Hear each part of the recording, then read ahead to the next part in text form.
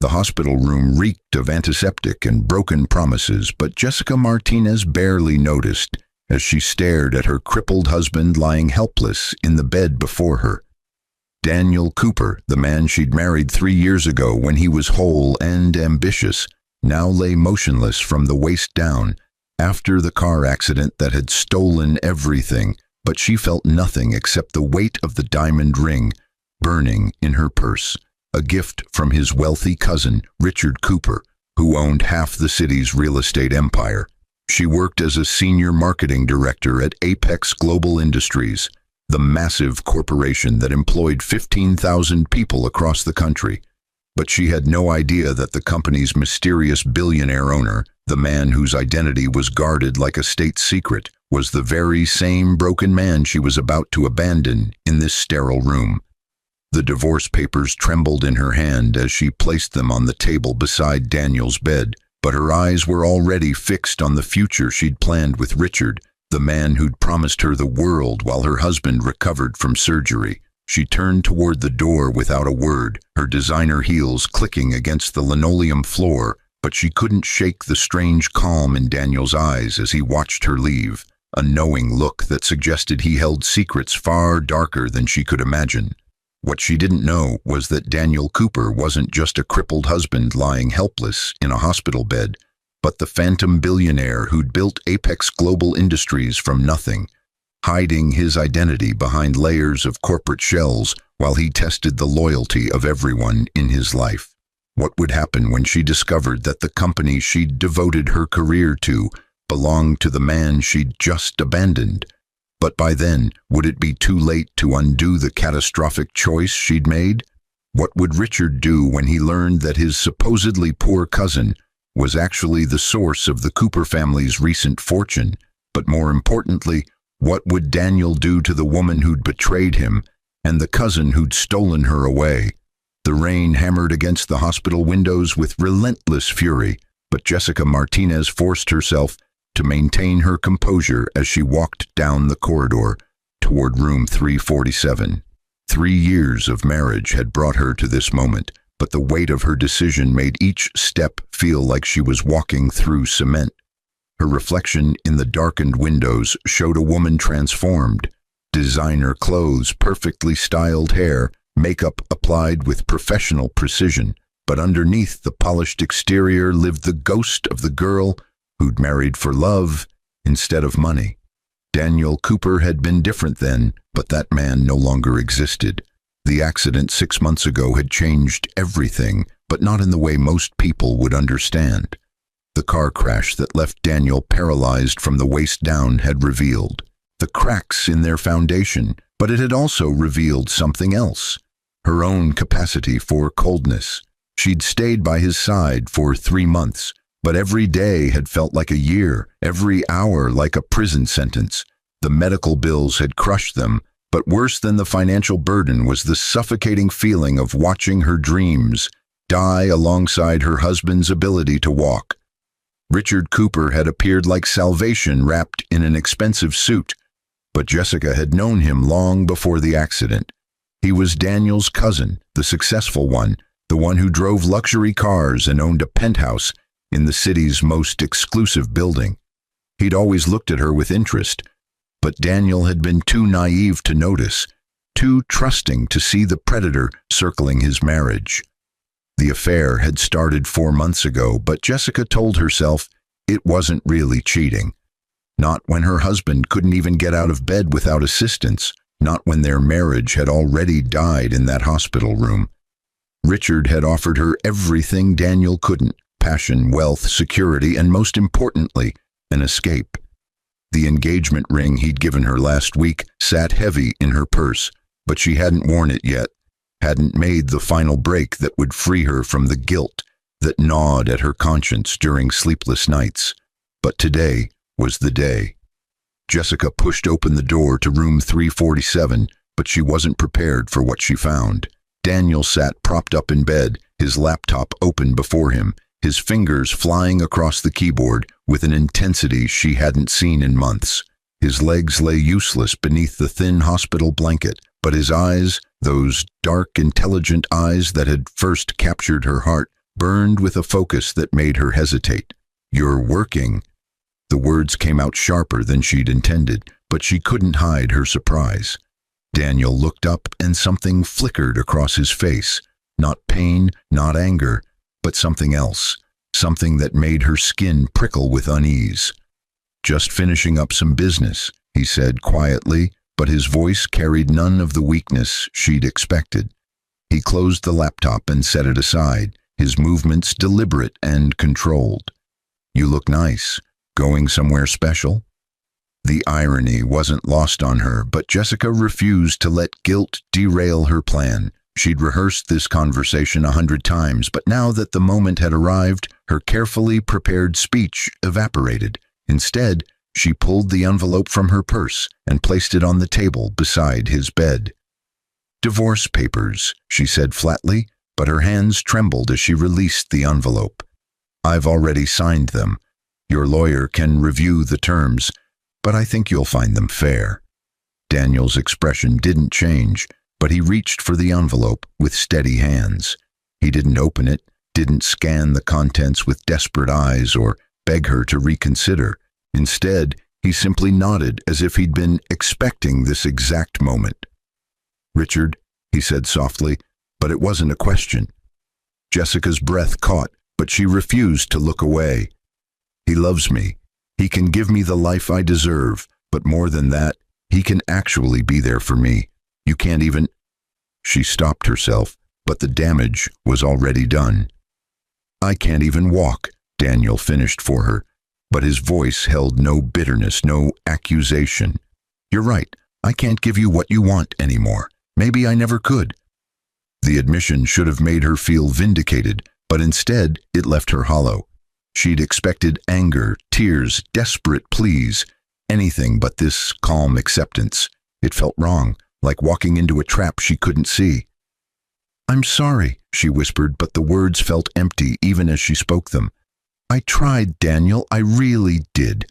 But I can't spend the rest of my life as a caretaker. I'm 32 years old. I want children, a real marriage, a partner who can—" "Be a man?" Daniel's lips curved into something that wasn't quite a smile. "Go ahead, Jessica. Say what you really mean." Her cheeks burned, but she lifted her chin defiantly. "Yes, I need a man who can be a real husband, but you're not that anymore. The accident took that away from both of us." Daniel studied her for a long moment, but his expression remained unreadable. "When's the wedding?" The question caught her off guard, but she answered honestly. 3 months. Richard wants to do it properly. A ceremony at the Grand Belmont. 500 guests, but we're going to wait until after the divorce is finalized." How thoughtful. The sarcasm was subtle, but it was there, threading through his words like poison. "I assume you'll be quitting your job at Apex Global." Jessica frowned, but she couldn't see where this was going. "Actually, no. Richard convinced me to stay. He says it looks good to maintain my career, but honestly, I love my job. I've worked too hard to get where I am to throw it all away." Something flickered in Daniel's eyes. Amusement, perhaps, or maybe satisfaction. "You do love that job, don't you? Senior marketing director, 6-figure salary, corner office. You've built quite a career there."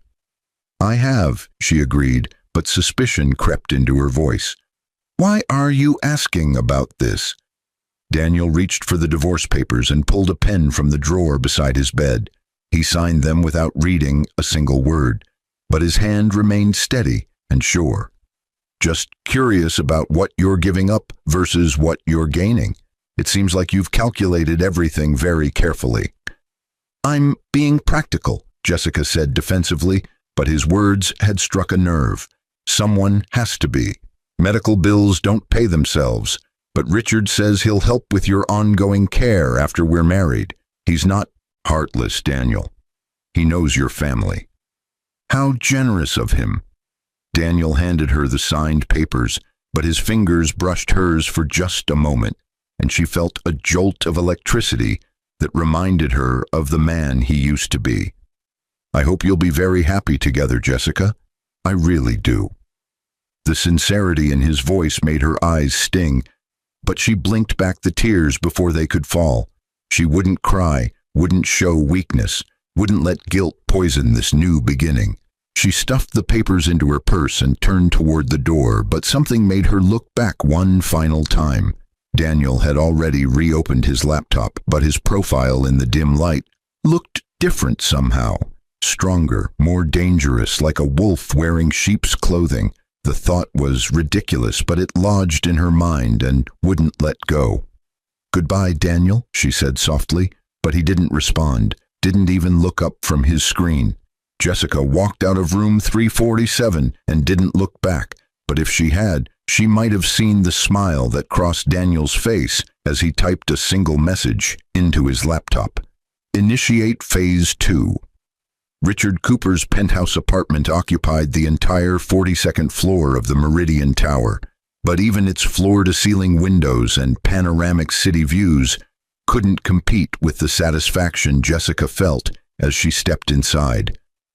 This was her life now. Luxury, privilege, power, everything she'd dreamed of when she'd married Daniel, but he'd never been able to provide it. Never been the man she'd thought he would become. "Did you do it?" Richard emerged from the master bedroom wearing silk pajamas that probably cost more than Daniel's monthly physical therapy bills. But Jessica didn't let herself think about that comparison. She held up the signed divorce papers like a trophy, but Richard's smile was predatory as he crossed the room in 3 long strides. He pulled her into his arms, but his kiss was possessive rather than passionate, claiming rather than sharing. Jessica melted into him anyway, but a small voice in the back of her mind whispered warnings she refused to hear. "My brave girl," Richard murmured against her neck, but his hands were already pulling at her clothes with practiced efficiency. "I knew you could do it." Daniel was always weak, even before the accident, but especially after. "You deserve so much better than that broken shell of a man." The words should have validated her choice, but instead, they made her stomach twist. "He took it well," she said, but her voice sounded uncertain even to her own ears. "Too well, actually. He didn't fight at all. It was almost like he was expecting it." Richard pulled back, but his expression had shifted from desire to calculation. "What do you mean?" "I don't know." Jessica shook her head, trying to dispel the unease that had followed her from the hospital. "He just seemed different, calm, almost like he had a secret, but that's ridiculous. What could Daniel possibly have that would make him so confident?" "Probably pain medication," Richard said dismissively, but he'd released her and moved toward the bar to pour himself a drink. "The doctors have him on some heavy stuff for the nerve pain. It makes him loopy, but you shouldn't worry about it. Daniel's finished. He has nothing and no one. We're doing him a favor by making sure he has proper care." The rationalization sounded hollow, but Jessica accepted it anyway. She couldn't afford doubt, not now, not when she was so close to everything she'd ever wanted. She crossed to the window and looked out at the city spread below them like a kingdom waiting to be conquered. "When will you tell your family about us?" she asked, but the question carried weight she hadn't intended. Richard's silence stretched too long, but when he finally answered, his tone was carefully controlled. "Soon. Very soon. But there are some business matters I need to settle first, some complications with the family trust that need to be resolved. You understand, don't you? I can't risk my inheritance, but once everything is secured, we'll tell everyone." Jessica turned to face him, but something in his expression made her pause. "What kind of complications?" "Boring legal things," Richard said quickly, but he wouldn't meet her eyes. "My grandfather set up the trust with certain conditions that need to be met before I can access the full amount. It's nothing for you to worry about, but timing is important. We need to be strategic."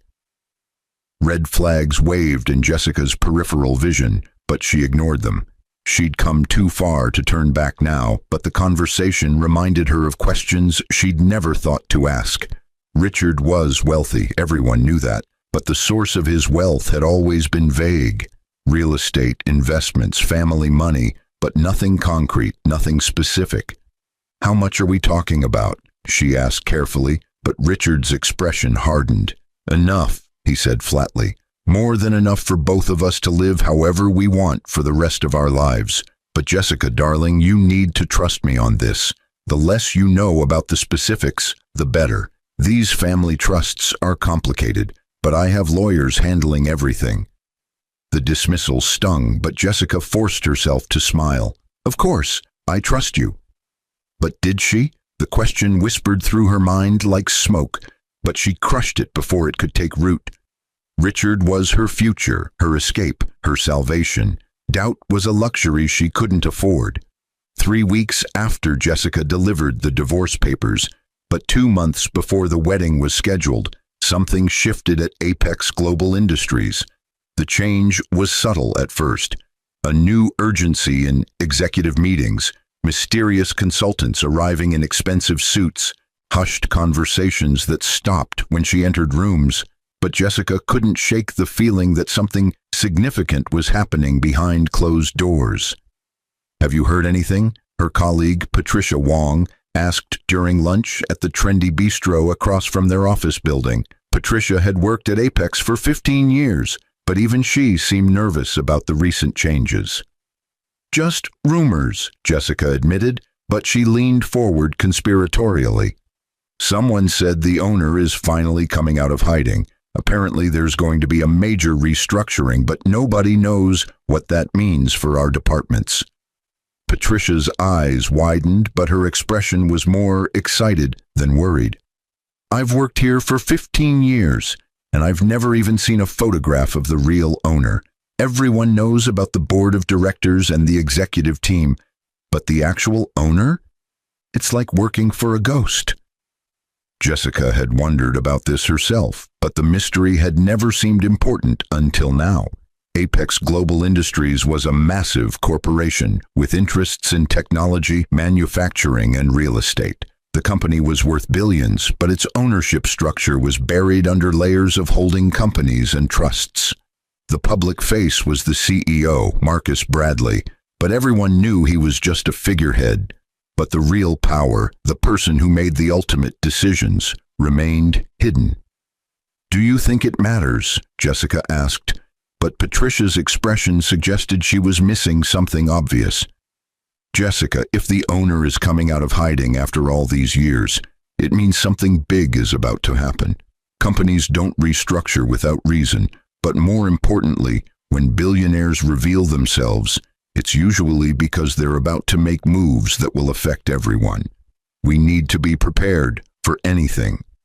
The conversation haunted Jessica for the rest of the day, but she tried to focus on her work.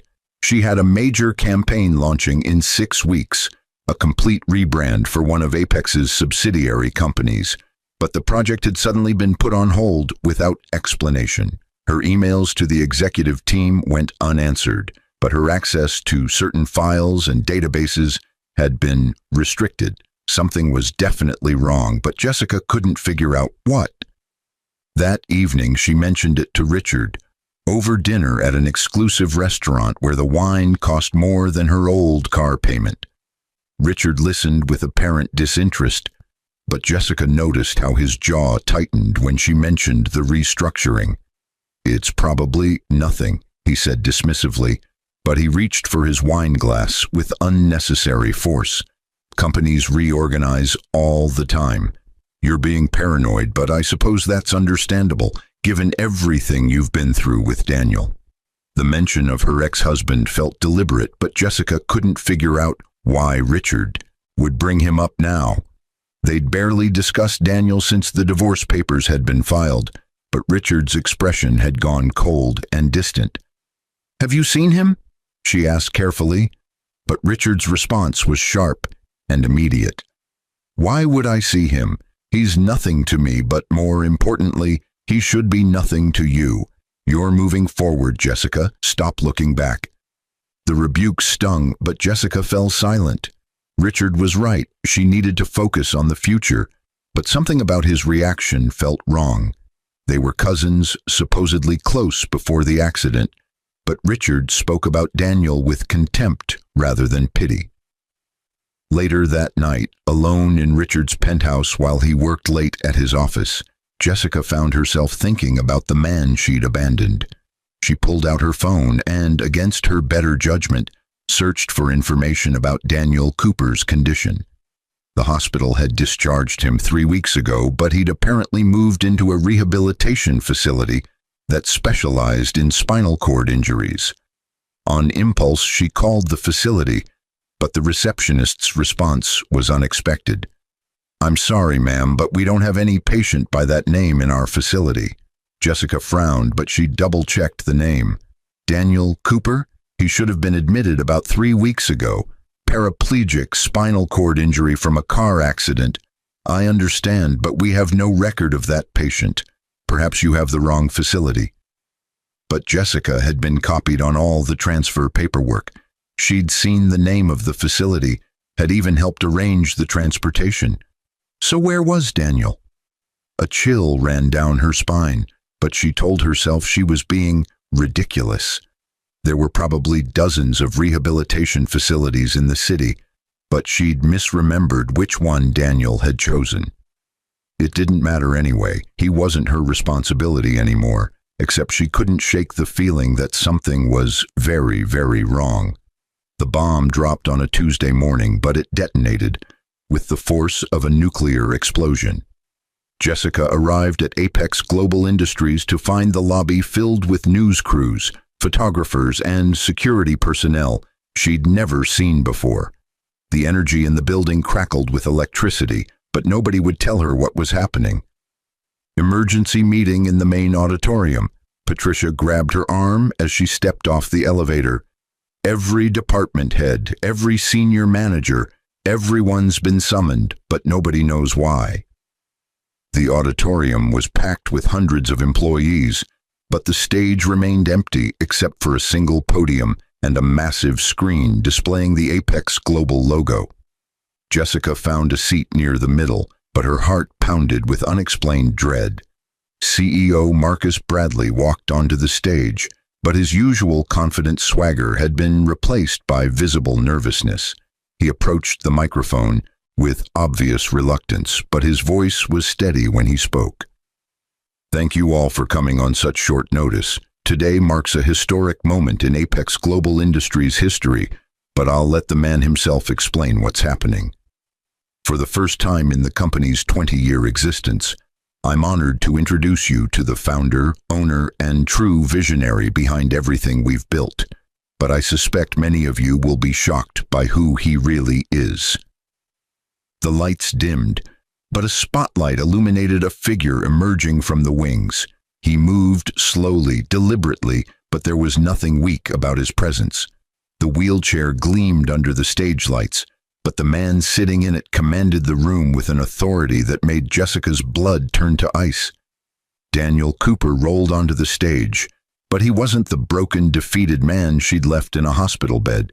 He wore a custom suit that probably cost more than her car, but more shocking was the transformation in his bearing. This was a man who owned the world, but he'd hidden it so well that even his wife had never suspected the truth.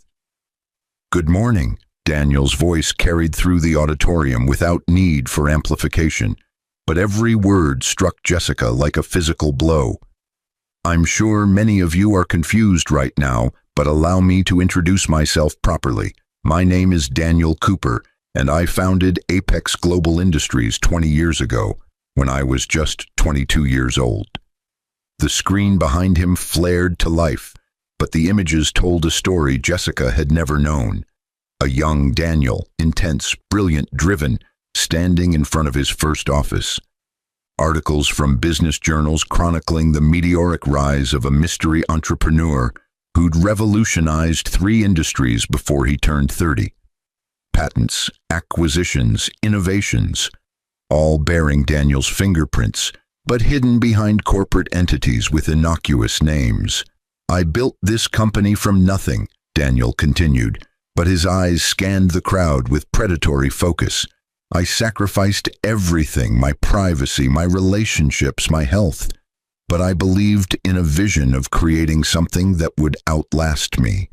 For 20 years, I've hidden my identity, operated from the shadows, tested everyone around me to see who could be trusted, but 6 months ago I decided it was time for a change. Jessica couldn't breathe, but she couldn't look away. This wasn't possible. Daniel had been a mid-level project manager when they'd met, or at least that's what he'd told her, but the evidence on the screen contradicted everything she'd believed about her husband. The car accident that left me paralyzed was not an accident. Daniel's words detonated like bombs, but the auditorium had gone silent as death. It was a deliberate attempt on my life by someone who wanted to take control of this company, but more personally, someone who wanted to destroy me and take everything I'd built, including my wife. Murmurs rippled through the crowd, but Daniel raised his hand for silence. I survived, but I decided to use my recovery as an opportunity. I wanted to see who would stand by me when I had nothing, who would remain loyal when I appeared weak. But more importantly, I wanted to expose the people who'd betrayed me. And now, 3 months later, I'm ready to reveal what I've learned. The screen changed, but the new image made Jessica's world collapse. Security camera footage from the hospital, clear, damning footage of her and Richard together. Their affair laid bare in high definition. Stolen kisses in the parking garage, whispered conversations in empty hallways, Richard's hand on her thigh as they discussed their future together. But it got worse. The next footage showed Richard in a very different context, meeting with the man who'd caused Daniel's accident, exchanging briefcases, discussing timelines and payments. The audio was crystal clear, but every word Richard spoke revealed the depth of his conspiracy. Once Daniel's dead, the company goes to his next of kin, me. Richard's voice echoed through the auditorium, but the date stamp showed this conversation had taken place 2 weeks before the accident. The will is clear, no children, parents deceased, but I'm the closest living relative. Everything becomes mine, but we need to make sure the accident looks legitimate. Jessica's stomach heaved, but she forced herself to keep watching. The evidence continued. Financial records showing Richard's mounting debts, his desperate attempts to maintain a lifestyle he couldn't afford, his willingness to commit murder for money he didn't have, but thought he would inherit. My cousin Richard Cooper attempted to have me killed. Daniel's voice cut through Jessica's horror, but his expression remained eerily calm. He failed, but in his arrogance, he decided to take something else instead, my wife. He seduced her, promised her the wealth and life she wanted, but he had no intention of delivering. Richard was broke, desperate, living on credit and borrowed time, but he convinced Jessica that he was her salvation. All eyes turned toward Jessica, but she couldn't move, couldn't speak, couldn't defend herself. The evidence was overwhelming, but more devastating was the realization of how completely she'd been manipulated. Jessica Martinez. Daniel's voice was almost gentle, but his eyes found hers across the crowded room with laser precision. My ex-wife as of 2 weeks ago, but more relevantly, the senior marketing director who's been working for me for 5 years. You asked me once why I never talked about my work, why I kept my professional life separate from our marriage, but I told you I was just a project manager trying to work my way up. You believed me, but you never questioned why we lived so modestly when my salary should have afforded us more. You never wondered why I was always working, always traveling, always busy with meetings I couldn't discuss. But you were too focused on what you didn't have to see, what was right in front of you. The accusation in his words made Jessica flinch, but she couldn't deny the truth. She'd been so consumed by her dissatisfaction, so focused on the life she wanted instead of the life she had, but she'd never looked beneath the surface of the man she'd married. I tested you, Daniel continued, but now his voice carried an edge of steel. I gave you every opportunity to prove your loyalty, to show that you loved me for who I was, rather than what I could give you, but you failed. And now, Jessica, you get to learn a very expensive lesson about what happens when you betray someone who holds all the cards. The screen changed again, but this new image made Jessica's vision blur with tears. Her employment contract with Apex Global Industries, but highlighted in red, were clauses she'd never paid attention to. Non-compete agreements, loyalty clauses, ethics violations that carried severe penalties. As of this morning, Jessica Martinez is no longer employed by Apex Global Industries, Daniel announced, but his tone was businesslike rather than vengeful. Her termination is for cause: engaging in an affair with a family member while married, conspiracy to defraud the company of her husband's rightful position, but most importantly, failure to disclose a conflict of interest that violated her employment agreement. She will receive no severance, no references, but she will be held financially liable for breach of contract in the amount of $2 million. The number hit Jessica like a sledgehammer, but Daniel wasn't finished. As for Richard Cooper, Daniel's voice dropped to a dangerous whisper, but the microphone carried it to every corner of the auditorium. My dear cousin who tried to have me killed, who manipulated my wife, who thought he could steal everything I'd built. Richard is currently being arrested on charges of attempted murder, fraud, and conspiracy. The evidence has been turned over to federal prosecutors, but I estimate he'll be spending the next 25 to 30 years in prison. The auditorium exploded with shocked gasps and whispers, but Daniel raised his hand for silence once more. Let this be a lesson to everyone in this company, he said quietly, but his words carried the weight of absolute authority. Loyalty matters, integrity matters. I built Apex Global Industries on the principle that talent and dedication should be rewarded, but betrayal will be punished without mercy. I gave both Jessica and Richard chances to prove themselves, but they chose greed over loyalty, deception over truth. But now they'll pay the price for those choices. Jessica stumbled from her seat, but her legs barely carried her toward the exit. The eyes of hundreds of colleagues followed her retreat, but their expressions ranged from pity to contempt. She'd lost everything: her job, her future, her reputation, but worst of all, she'd lost the one thing she'd never valued until it was gone. Daniel Cooper had been extraordinary all along, but she'd been too blind to see it. The next 72 hours passed in a nightmare blur, but Jessica couldn't wake up from the horror of her new reality. The story had exploded across every news outlet. Billionaire's wife abandons him after attempted murder by cousin, read one headline, but others were far less kind. Her photo appeared on television, on websites, in newspapers, but every story painted her as the villain who'd abandoned her disabled husband for a murderous cousin. The financial devastation was immediate and crushing, but the $2 million judgment from Apex Global was only the beginning. Her apartment, rented with Richard's money, which turned out to be credit card debt and loans he couldn't repay, was seized by creditors. Her car was repossessed, but her bank accounts were frozen pending the civil suit. She had nothing except the clothes on her back and the crushing weight of public shame. But the physical losses paled compared to the emotional destruction, because as she lay alone in a cheap motel room she could barely afford, Jessica finally understood what she'd thrown away. Daniel had been testing her, but not out of cruelty, out of hope. He'd wanted to believe she loved him for who he was, not what he could give her, but she'd proven him wrong at every turn. The modest lifestyle, the simple apartment, the careful budgeting, all of it had been a test she'd failed without even realizing she was being evaluated. And now Richard, the man who'd promised her everything, sat in a federal detention center awaiting trial. The news had revealed the full extent of his crimes: the attempted murder, the fraud, but also a string of other victims he'd manipulated and exploited.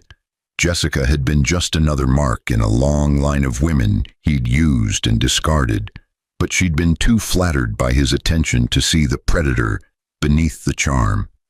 On the fourth day after the revelation, a lawyer appeared at Jessica's motel room door, but his presence was unexpected rather than threatening. He carried a manila envelope, but his expression was professionally neutral. "Ms. Martinez, I represent Danielle Cooper," the lawyer said without preamble. "My client wanted me to deliver this to you personally."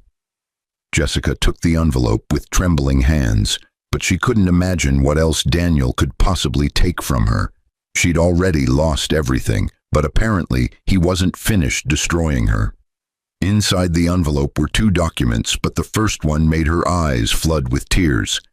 It was a check for $500,000, but the memo line read, "Settlement in full, for all civil claims."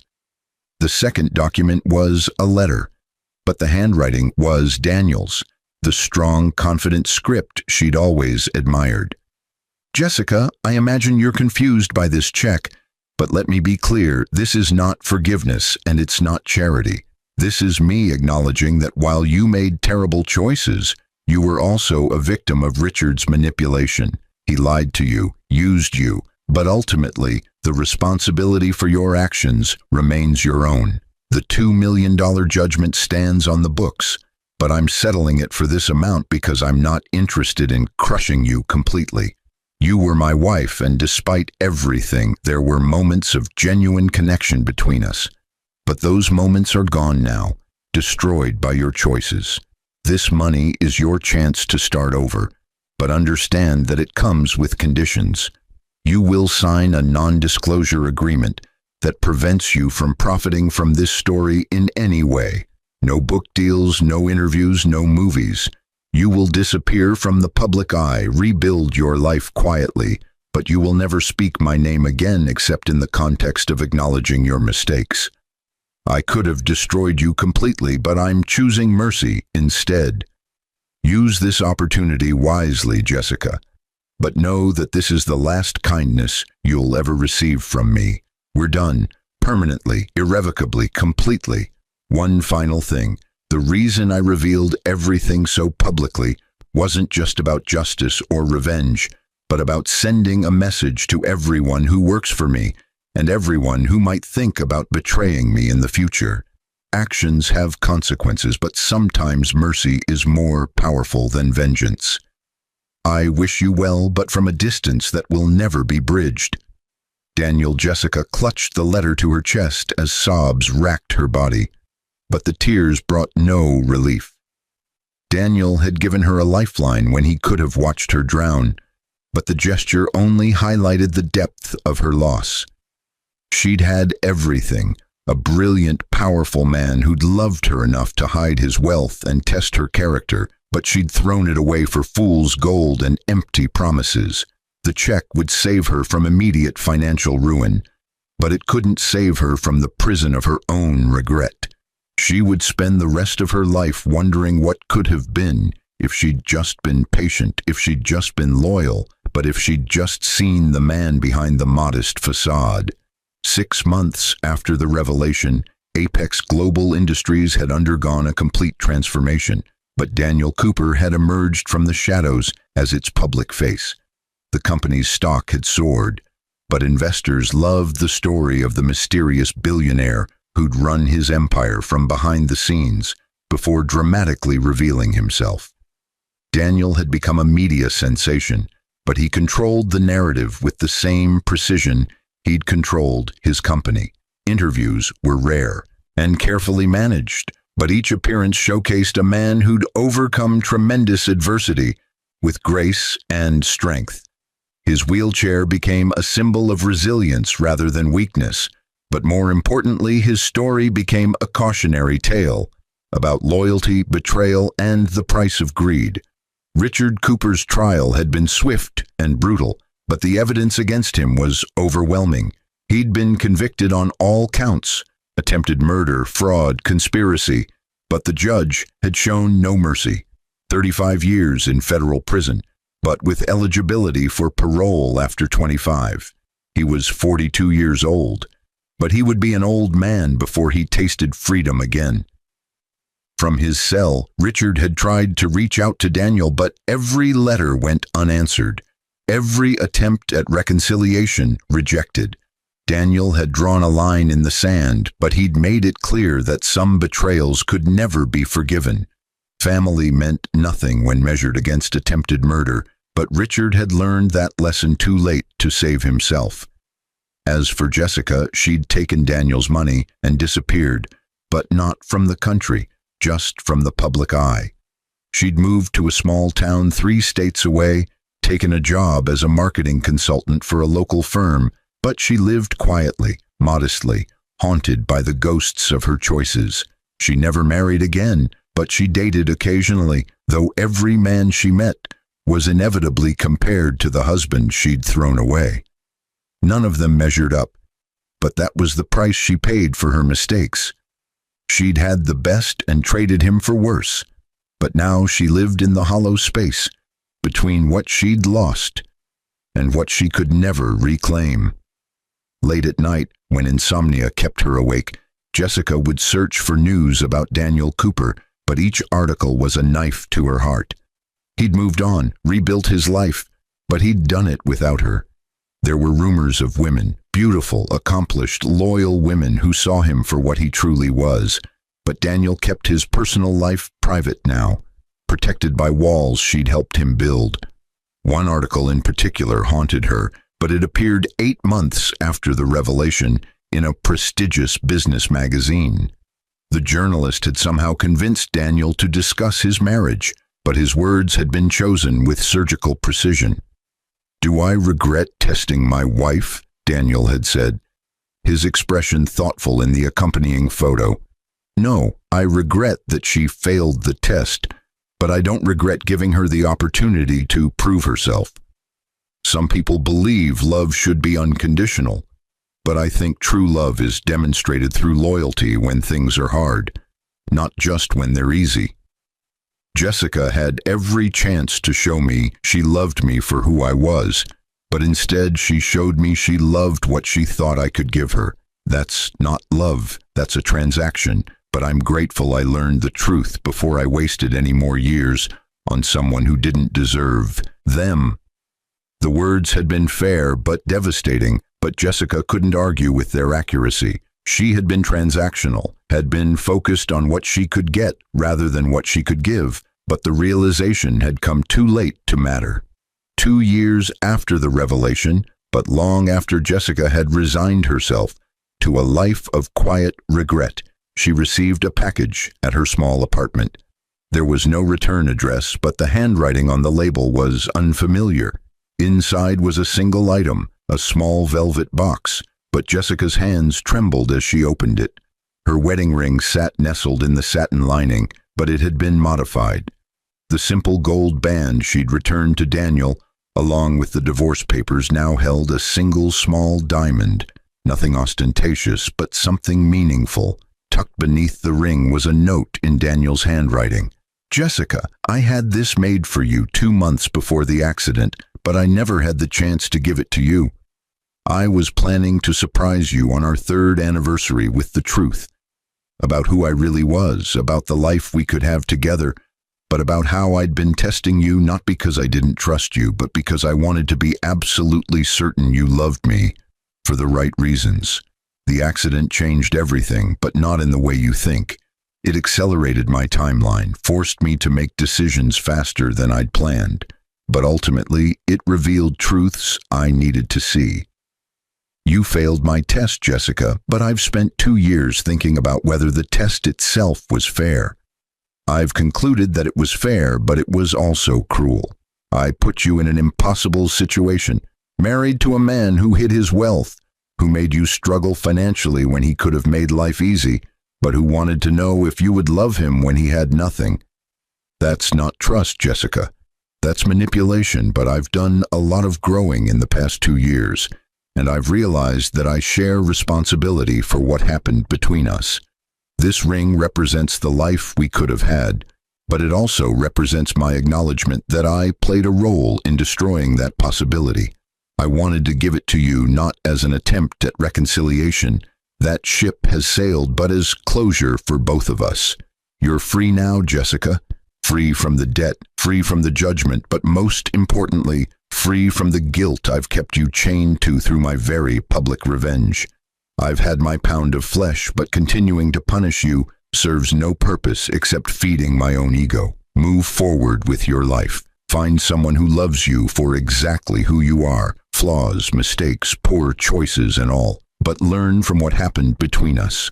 Learn that integrity matters more than comfort, that loyalty is worth more than luxury, but that sometimes the people we think we know are mysteries we never bothered to solve. This is goodbye, Jessica. The real goodbye, not the angry one we had in the hospital, but the mature one we both deserve. I wish you well, but I wish it from a distance we'll maintain for the rest of our lives. Daniel P.S. The diamond is real, by the way. Not huge, not ostentatious, but genuine, just like the love I had for you once was. Keep it or sell it, but know that it represents both what we had and what we lost. Jessica held the ring up to the light, but the small diamond sparkled with a brilliance that seemed impossible for something so modest. It was perfect. Not the flashy rock she'd once dreamed of, but something meaningful and real, but it had come 2 years too late to matter. She could sell it, could use the money to continue rebuilding her life. But something stopped her. Instead, she placed the ring on a chain and wore it around her neck, hidden beneath her clothes where no one could see it, but where she would always feel its weight against her heart. It was her reminder, her punishment, but also her lesson. She'd had everything and thrown it away, but Daniel had given her the rarest of gifts. Not forgiveness, but closure. He'd released her from the prison of his anger, but the prison of her own regret would last forever. That was the real punishment, but it was the one she deserved. 5 years after the revelation that had shattered lives and exposed betrayals, Daniel Cooper sat in his corner office on the 65th floor of the newly completed Apex Global Tower, but his attention was focused on the young woman sitting across from him, rather than the empire spread below his windows. Dr. Sarah Chen wasn't intimidated by his wealth or his reputation, but that was what had attracted him to her in the first place. She was a neuroscientist researching spinal cord regeneration, but more importantly, she'd treated him like a person rather than a checkbook from their first meeting. Their relationship had grown slowly, carefully, but it was built on honesty rather than tests, on trust rather than manipulation. "You're thinking about her again?" Sarah said gently, but there was no jealousy in her voice, only understanding. Daniel smiled, but he didn't deny it. "Just wondering if she kept the ring or sold it." "Does it matter?" "No," he admitted, but he turned his wheelchair to face his fiancée. His real fiancée, the woman who'd seen him at his worst and chosen him anyway. "But I hope she kept it. I hope it reminds her that she's capable of better choices, but that she wasted her chance with me." Sarah laughed, but she crossed to him and bent to kiss him softly. "You're a complicated man, Daniel Cooper, but I love you anyway.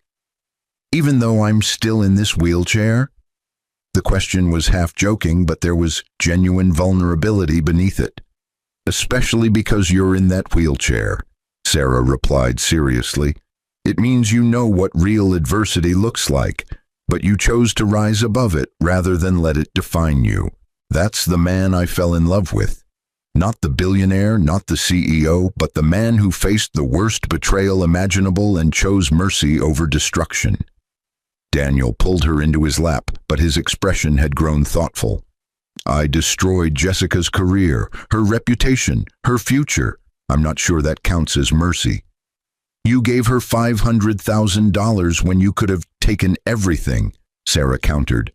"You could have made sure she never worked again, never recovered. But you gave her a chance to rebuild. That's mercy, Daniel, but I think you did it as much for yourself as for her. Revenge is exhausting, but forgiveness, even partial forgiveness, is liberating." She was right, but Daniel had learned that lesson slowly, painfully, over years of therapy and self-reflection. The public revelation had been necessary, the exposure of Richard's crimes had been justice, but the continued punishment of Jessica had been cruelty, but he'd eventually recognized the difference. "Do you ever wonder what would have happened if she'd passed your test?" Sarah asked quietly. Daniel considered the question carefully, but his answer was honest. "Yes, but I've concluded that our marriage was doomed from the beginning. I married her for the wrong reasons. I was attracted to her beauty, her ambition, but I never really knew her as a person. I was so focused on building my empire, on hiding my success, but I never built a real foundation with her. The test was just my way of confirming what I already suspected. We weren't right for each other, but I needed her to be the one to prove it." "That's remarkably self-aware," Sarah said, but her expression was approving. "Most people would just blame their ex and move on." "I blamed her for years," Daniel admitted, but his smile was rueful. "But therapy helped me see that I played a role in our failure. Not the biggest role. She made her choices, but I created an environment where those choices seemed rational to her. I can't change the past, but I can learn from it."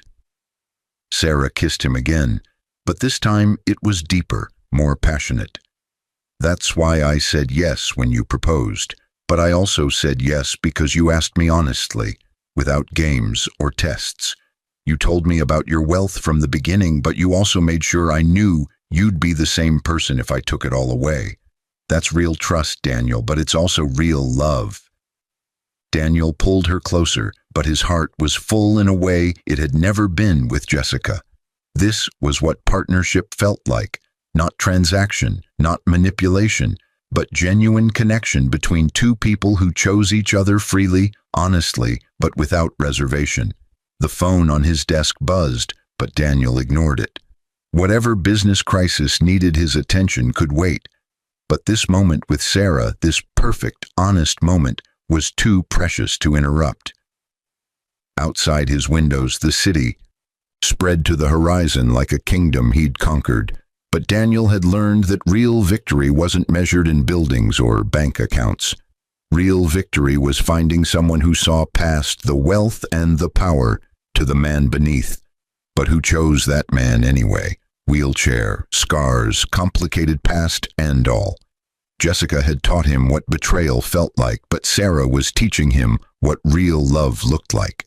One had been necessary to appreciate the other, but Daniel wouldn't trade the lessons he'd learned for anything. The phoenix had risen from the ashes, but it had been transformed by the fire rather than merely surviving it. And that transformation, painful as it had been, was the real story worth telling. As Sarah settled into his lap and began discussing their upcoming wedding, a small, intimate affair with just close friends and family, but no media circus or public spectacle, Daniel found himself genuinely happy for the first time in years. He'd been tested by fire and betrayal, but he'd emerged stronger, wiser, but most importantly capable of real love rather than the shallow transaction he'd mistaken for it in his marriage to Jessica. And somewhere, in a small town 3 states away, Jessica Martinez wore a small diamond on a chain around her neck, but she carried the weight of her choices in her heart. She'd lost everything to learn a lesson she should have known all along. Real treasure isn't found in bank accounts or luxury apartments, but in the loyalty and character of the people we choose to love. She'd had a treasure beyond price, but she'd thrown it away for fool's gold. Now she lived with that choice every day, but the lesson had been carved into her soul with such precision that she would carry it to her grave. That was the real ending, not revenge or redemption, but the quiet acceptance of consequences that couldn't be undone. Some mistakes are too big to fix, but they can still teach lessons worth learning, but those lessons come at a price higher than most people are willing to pay. Jessica had paid that price in full, but the receipt was written in regret that would never fade. And Daniel, he'd moved forward, built a new life, but he carried his own scars from the betrayal. He was happy now, genuinely happy, but the shadow of what had happened would always be part of him, a reminder that trust once broken can never be fully restored. Both of them had been changed by what happened, but only one of them had the chance to build something new from the ruins. Daniel had seized that chance with both hands, but Jessica would spend the rest of her life looking back at what she'd lost. That was the final lesson, the ultimate truth that neither of them could escape. Actions have consequences, but betrayal leaves scars that never fully heal. Love can be rebuilt, but not with the same people, not in the same way. But perhaps that was the point. Sometimes the only way forward is to burn everything down and start again from the ashes, but only the strongest survive the fire strong enough to build something better. Daniel Cooper was one of those people, but Jessica Martinez was not. And that difference, more than anything else, explained why one of them was happy and the other was haunted.